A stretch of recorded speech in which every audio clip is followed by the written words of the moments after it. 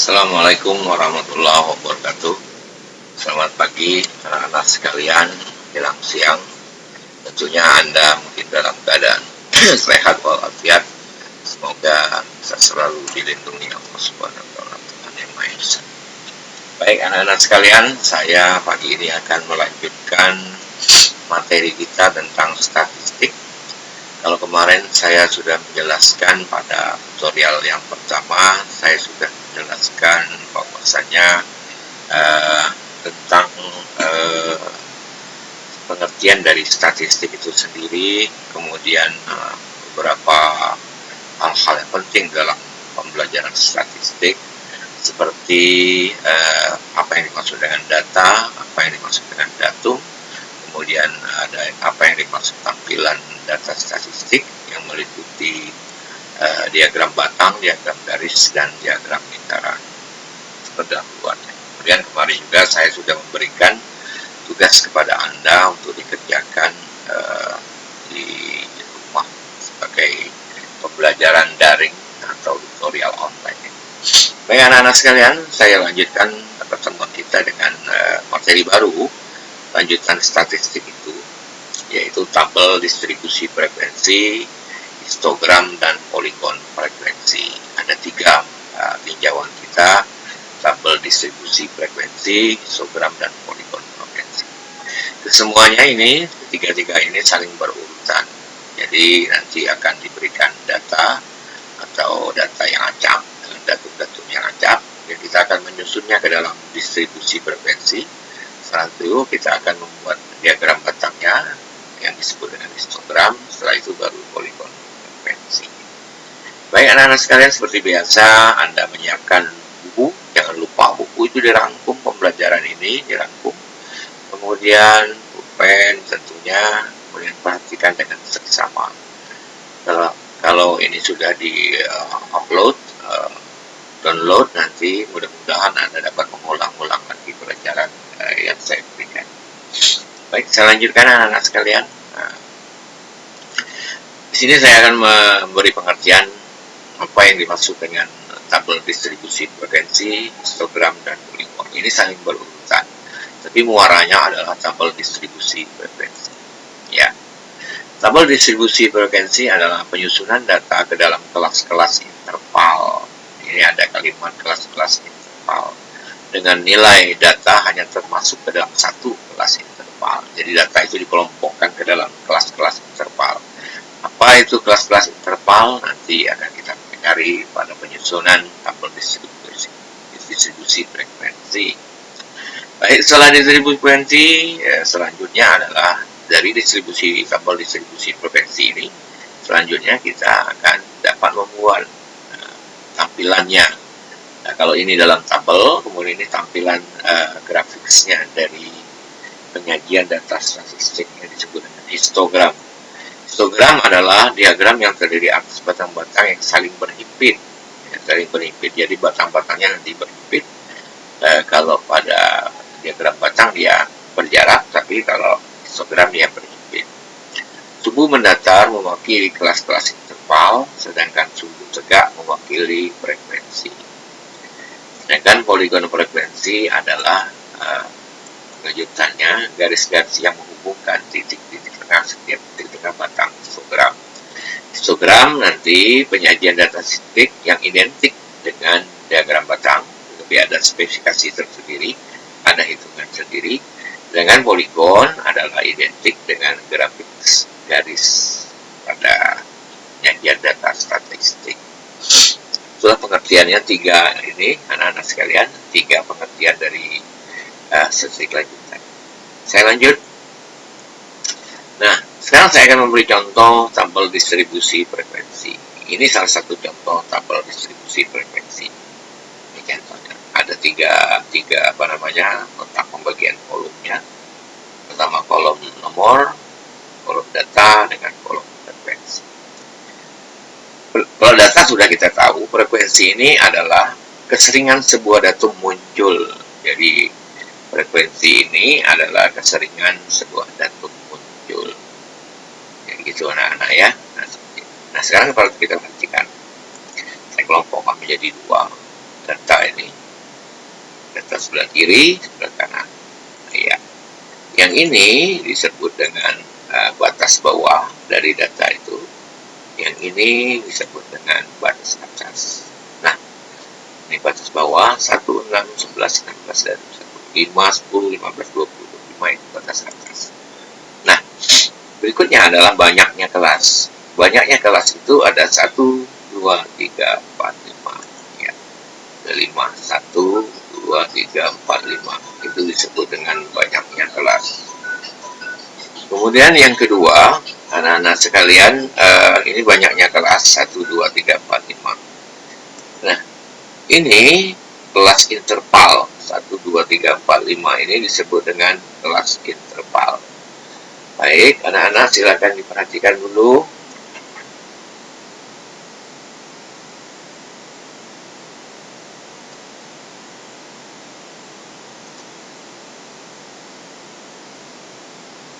Nah, diperhatikan, kita lanjut. Ini kelas interval 1, 2, 3, 4, 5.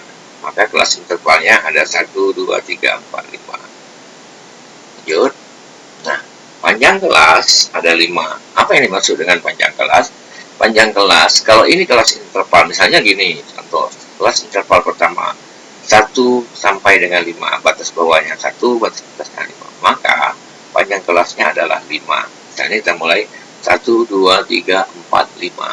Maka panjang kelasnya 5. Sedangkan ini adalah distribusi frekuensinya. Jadi antara 1 dengan 5, kelas interval batas bawah 1, batas atas 5, frekuensi keseringan datum itu muncul adalah 10. Baik, selanjut. Dah? Ya. Nah, ini banyak kelas. Ini banyaknya datum. Ini disebut dengan banyaknya datum. Disebut dengan frekuensi. Oke. Saya lanjut. Sekarang saya punya data seperti ini. Data usia penduduk Kampung Lubuk Keli. Usianya usia Kampung Lubuk Keli. Ini datanya. Data seperti ini adalah data yang masih acak. Dia belum tersusun ke dalam tabel distribusi frekuensi.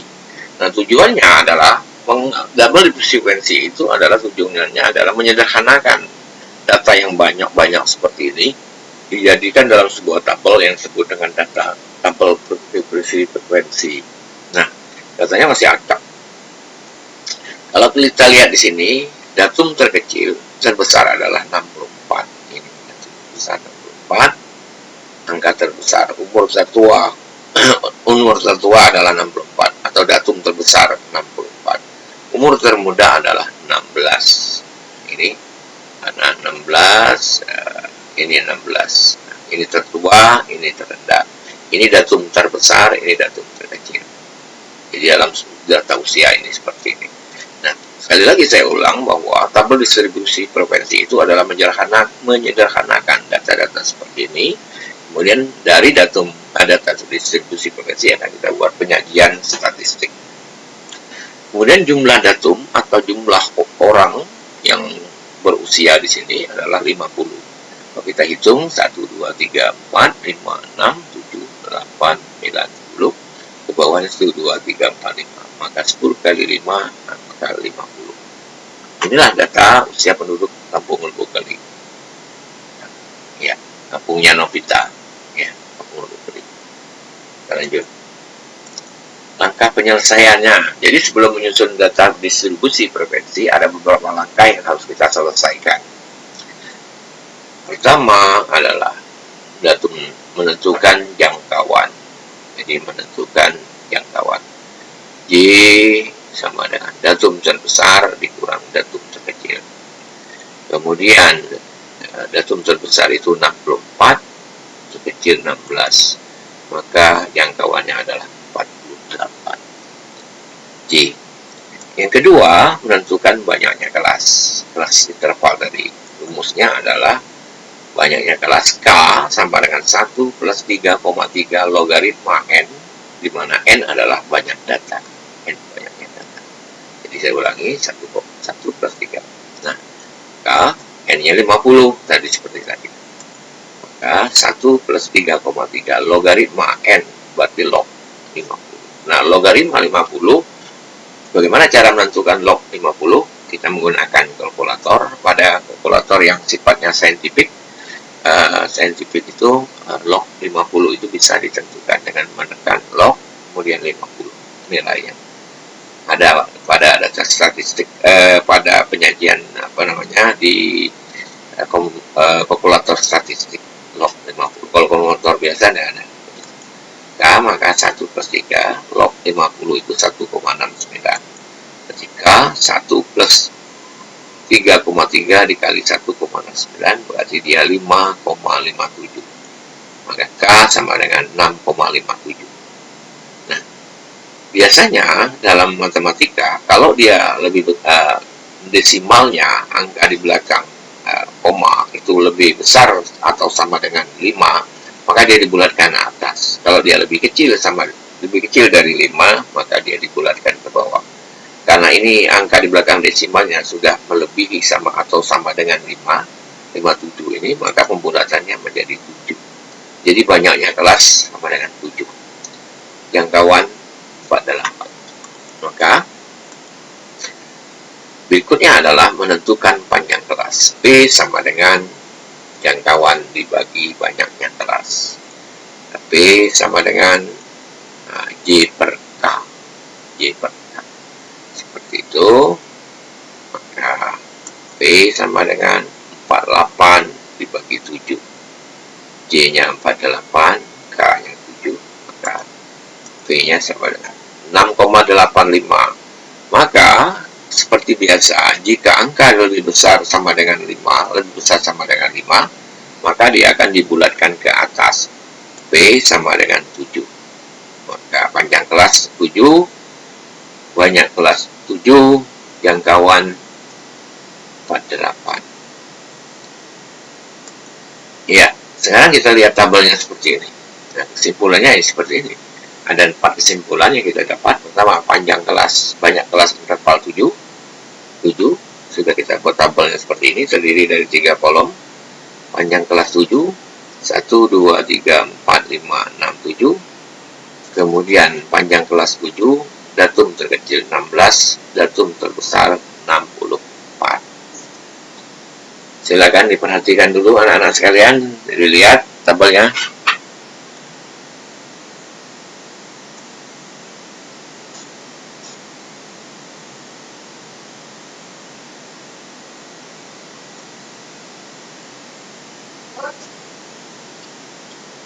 Ya, anak-anak sekalian, sudah.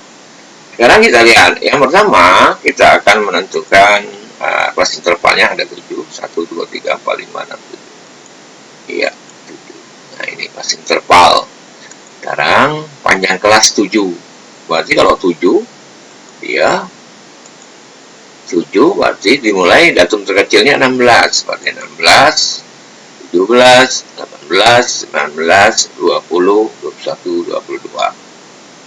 Jadi anak-anak sekalian, kalau kita lihat seperti ini, panjang kelas 7 berarti 16, dimulai datum terkecil 16, 17, 18, 19, 20, 21, 22.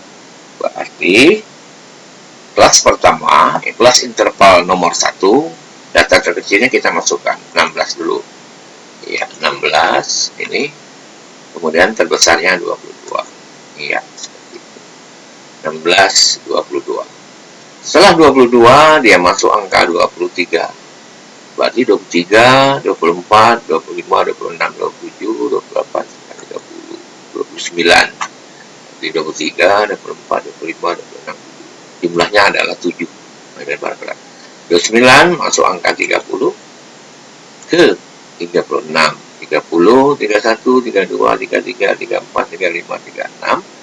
37 menjadi kawannya adalah 43, 43 setelah itu 44, menjadi 50, 51 menjadi 57, kemudian 58 menjadi 64.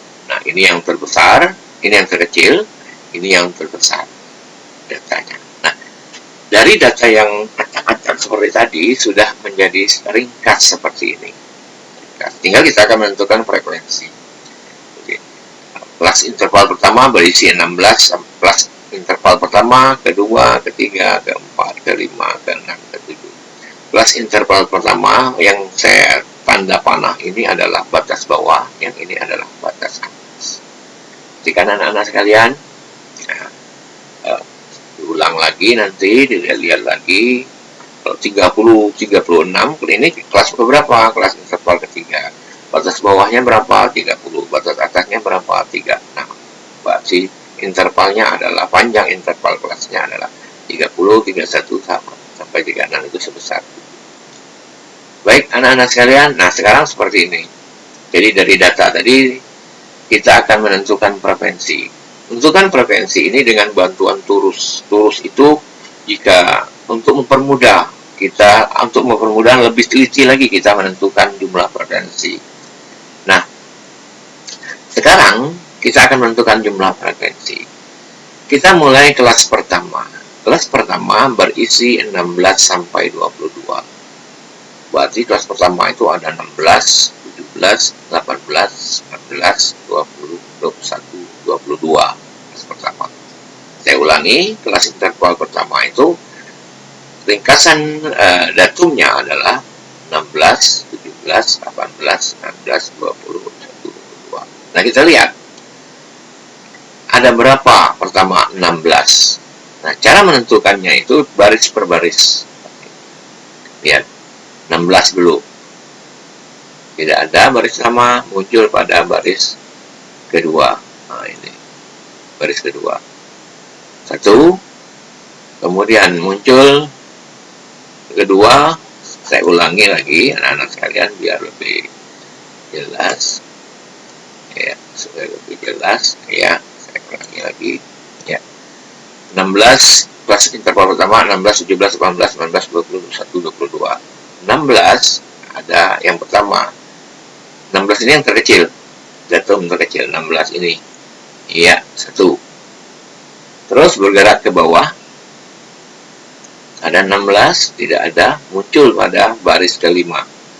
16, berarti ada 2.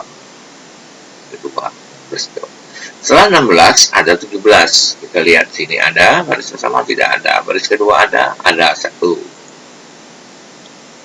Nah, ini tadi, ada 1, 17. Baris kedua, kita lihat, ada, tidak ada. Setelah 17, berarti 17 itu 1, maka kita tuliskan di sini 16 ada 1, 2, 17 terus.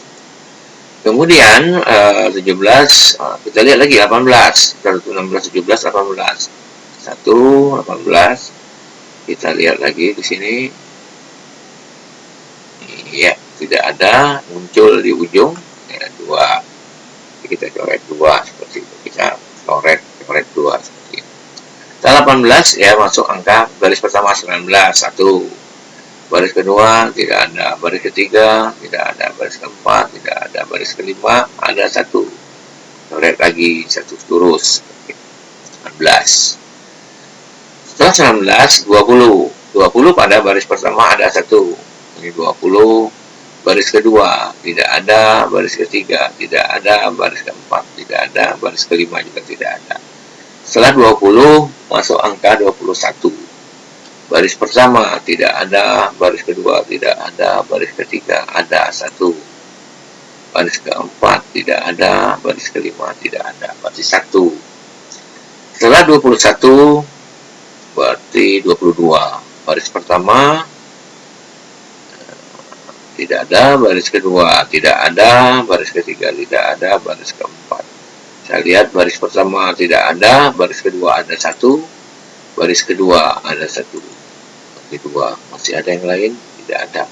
Berarti kita hitung frekuensinya, jumlah datum yang muncul 1, 2, 3, 4, 5, 6, 7, 8, 9, 10, 11, maka 11. Nah, dengan cara yang sama kita dapat mencari frekuensi pada interval kedua, kelas interval kedua, 3, 4, 5, dan 6. Nah, setelah itu, anak-anak, jumlah frekuensi, kita jumlahkan frekuensinya ke atas sebesar 50. Jumlah frekuensi harus sama dengan jumlah datum ini.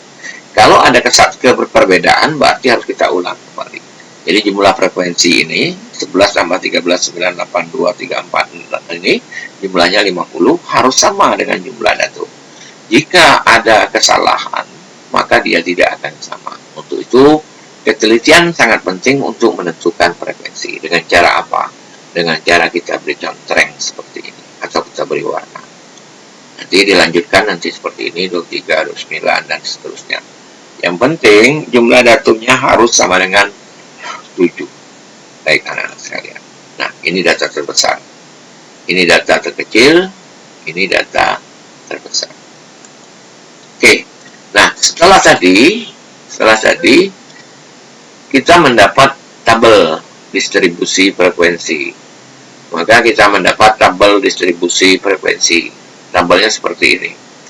Terdiri atas 3 kolom. Kolom 1, kolom 2, kolom 3. Kolom ke-1 usia 16 sampai 22. Ini kolom 1, kolom 2, 3. Ini kelas interval 1.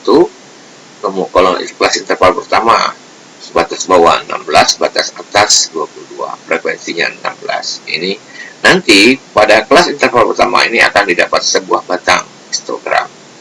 2, 3, dan seterusnya. Nah, sudah lebih ringkas dari data-data yang tadi. Sudah lebih ringkas dari data yang acak seperti tadi, yaitu data yang terinci dalam tabel distribusi frekuensi. Oke. Sekarang, ini tabel distribusi frekuensi ini gunanya adalah menyederhanakan dari data yang acak tadi, yang banyak seperti tadi sudah disederhanakan. Nah, ini tabel distribusi frekuensi. Sekarang penyajiannya dalam bentuk apa? Penyajiannya yang pertama, dalam data statistik, penyajiannya adalah dalam bentuk histogram dengan poligon frekuensi. Nah, maka kita akan menggambar histogram. Baik, kita akan perhatikan. Lanjut. Nah, dalam menggambar histogram, kita buat lagi tabel. Dari 3 tabel tadi, dari 3 kolom, saya ulangi, dari 3 tabel tadi, kita terdiri atas kolom 1, 2, 3. Dari 1, 2, 3, kita membuat menjadi 6 tabel. Baik, tabel pertama, kolom pertama berisi nomor, kolom kedua berisi usia, kolom ketiga berisi batas bawah, tepi bawah, kemudian tepi atas, titik tengah, dan frekuensi. Nomor 1, tepi bawah ini, tepi bawah, atas batas bawah itu ini, ini batas atas. Nah, tepi bawah adalah batas bawah dikurang 0,5 rumusnya batas bawah dikurang 0,5. Jadi semua batas bawah ini dikurang 0,5. Maka 16 dikurang 0,5, 15,5, 23 dikurang 0,5, 22,5. Begitu juga 44 dikurang 0,5, 43,5. 58 dikurang 0,5, 57,5. Sudah? Sedangkan kolom tepi atas itu berisi batas atas. Ini batas atas ini ditambah 0,5. Berarti 22 ditambah 0,5, 22,5. 29 ditambah 0,5, 29,5. 58 ditambah 0,5. Dan 64 ditambah 0,5, 64,5. Semuanya ditambah 0,5. Jadi ini tepi batas atas ditambah 0,5. Sekarang kolom ketiga pada penggambaran histogram adalah titik tengah. Titik tengah adalah batas bawah ditambah batas atas dibagi 2. Ya. Nah, batas bawahnya 16 ditambah batas atas dibagi 2. Ya, dibagi 2. Jadi batas atas ditambah 22 dibagi 2 sama dengan 19. Begitu juga 23 ditambah 29 dibagi 2, 26. Jadi saya ulangi. Batas bawah ditambah batas atas ini dibagi 2. Maka 19. Ya. Begitu juga yang lainnya, 51 tambah 57 dibagi 2 sama dengan 54. Silakan diperhatikan anak-anak sekalian. Ya, kalau sudah diperhatikan, saya lanjut. Nah, ini 19-nya sini. Oke. Sekarang gambarnya sudah seperti ini. Ini sudah penyajian statistiknya. Saya buat langsung jadi anak-anak sekalian. Langkah pertama adalah yang kita buat titik bawahnya dulu. 15,5, kemudian kita buat titik atasnya, tepi atasnya 22,5, kemudian buat lagi terus seperti ini. Ya, ini tepi bawah, ini tepi atas, ini tepi bawah, ini kelas interval 1, 2, 3, 4, 5, 6, 7. Silakan diperhatikan dulu anak-anak sekalian.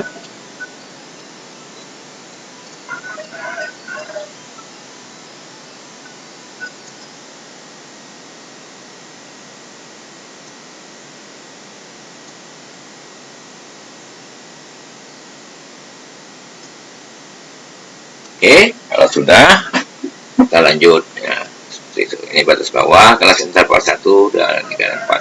Nah, sekarang frekuensinya seperti kita ketahui, interval pertama, kelas interval pertama, tadi frekuensinya 11, maka kita tarik saja, maka batangnya seperti ini. Jadi ini frekuensi, ini batas bawah, ini tepi bawah, ini tepi atas, kemudian ada satu lagi, ini seperti ini. Ini adalah titik tengah. Kemudian kelas interval kedua, batas bawahnya 22,5, batas atasnya 19,5, frekuensinya 13. Maka ini titik tengah 26 dan seterusnya. Jadi yang pertama yang harus kita catat adalah batas tepi bawah, tepi atas, tepi bawah, tepi atas, dan seterusnya. Yang kedua frekuensi, kemudian baru kita tarik garis titik tengah. Seperti tadi saya katakan, frekuensi itu yang mendatar ke atas, sedangkan usia itu yang horizontal, yang tegak adalah frekuensi. Yang kita beri judul sini histogram data usia warga Lubuk Kali. Nah, yang garis merah ini inilah yang disebut dengan poligon frekuensi. Yang ini identik dengan grafik batang, yang ini identik dengan grafik garis. Baik, nah kalau kita hilangkan batangnya, maka dia akan berbentuk garis seperti ini. Nah, ini bisa ditulis poligon frekuensi data usia warga kampung Lubuk Kali. Seperti itu. Oke. Ya, kita tinggal menghubungkan titik tengah. Nah, anak-anak sekalian, sekarang tugas untuk Anda. Saya mempunyai data pemakaian air PDAM per keluarga di desa Anyut. Sebagai berikut datanya, hitung saja nanti ke kanan 10, ke bawah 4 berarti 40. Tugas Anda adalah buatlah tabel distribusi frekuensi. Hati-hati, tabel distribusi frekuensi harus teliti. Yang pertama, dalam menentukan frekuensi harus teliti. Langkah-langkahnya lihat, ada 3 langkah. Pertama, menentukan jangkauan, panjang kelas, kemudian panjang kelas, jangkauan, kemudian banyaknya kelas. Kita buat dulu 3 itu dulu. Panjang kelas, banyak kelas, kemudian jangkauan. Dan banyak. Terus, setelah itu nanti Anda buat histogram. Dalam penggambaran data frekuensi yang harus Anda perhatikan adalah cara menentukan frekuensi. Datum-datum itu harus teliti. Banyak kesalahan di situ. Karena nanti jumlah datum tidak sama dengan jumlah frekuensi. Berarti ada kesalahan dalam menentukan datum. Frekuensi datum. Kemudian setelah itu gambar, histogram, dari data tabel distribusi frekuensi, baru Anda gambar juga poligon frekuensi. Nah, tugas ini harus Anda selesaikan, dibuat di kertas folio, kemudian digambar, dipotret, kemudian atau dikamerakan, kirim melalui Google Classroom, jangan melalui WA, karena terlalu banyak nanti WA di kelas di blog Bapak, di HP Bapak. Saya tidak mau dikirim melalui WA, tapi di Google Classroom. Baik, kerjakan ini anak-anak sekalian, jangan lupa. Nah, ingat, sebelum mengerjakan tugas, Anda yang tergabung dalam anggota kelas 12 ilmu budaya bahasa, isi absensi, kemudian tugas dikerjakan secepatnya, lalu dikirim ke Google Classroom, ditunggu. Tugas yang kemarin tidak satu pun yang mengumpul, yang absensi juga. Saya tidak mengerti ini, ada apa sebenarnya. apakah anaknya sudah telan bumi dan sebagainya karena terlalu banyak libur. Nah, saya mohon juga kepada wali kelas, tolonglah bantu saya untuk menghimbau kepada anak-anak, karena dengan tugas wali kelas semuanya akan berjalan dengan baik. Ya, absensi kemudian tugas dikerjakan secepatnya lalu dikirim ke Google Classroom. Oke, terima kasih. Semoga semuanya berjalan dengan lancar untuk Anda semua. Dan tidak kekurangan sesuatu apapun. Semoga kita dapat bertemu dalam waktu yang tidak lama lagi dalam kondisi yang menyenangkan, klasikal. Tetap menjaga kesehatan, terus berdoa semoga Anda sehat-sehat selalu. Saya akhiri, billahi taufiq wal hidayah. Assalamualaikum warahmatullahi wabarakatuh. Salam sejahtera untuk kita semua. Selamat siang. Terima kasih.